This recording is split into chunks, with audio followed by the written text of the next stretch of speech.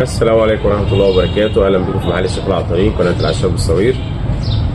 بقالنا فترة كبيرة ما عملناش حاجة حرشة، حاجة حلوة.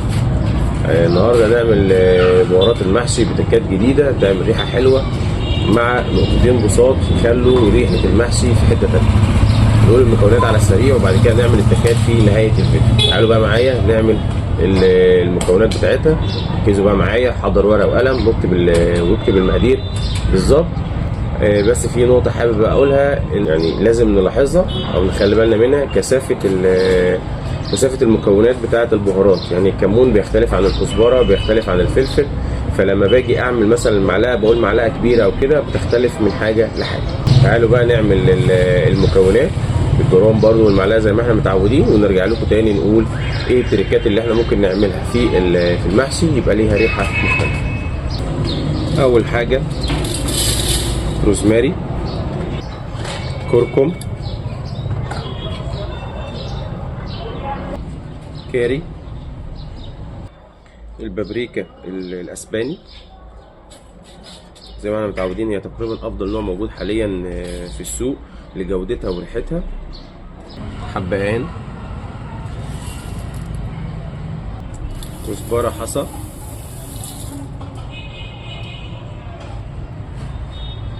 سنة الشمر اللي اتعودنا عليها تدي تيست عالي، ريحة حلوة، زعتر،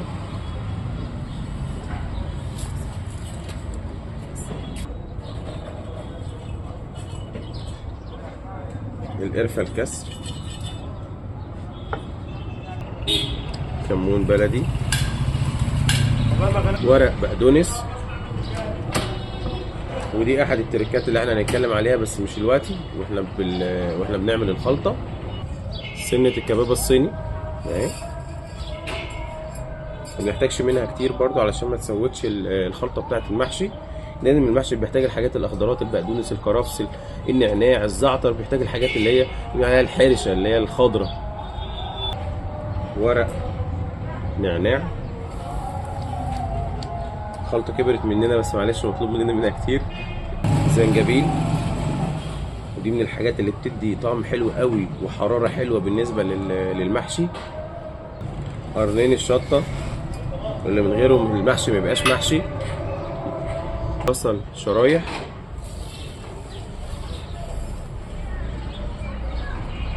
توم شرايح.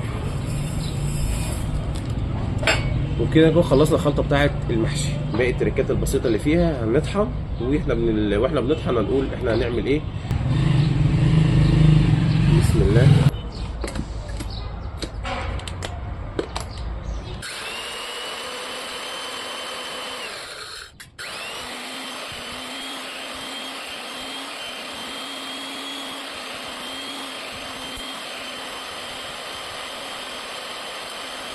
كده يبقى احنا وصلنا للمرحله الاخيره من البهارات بعد الطحن.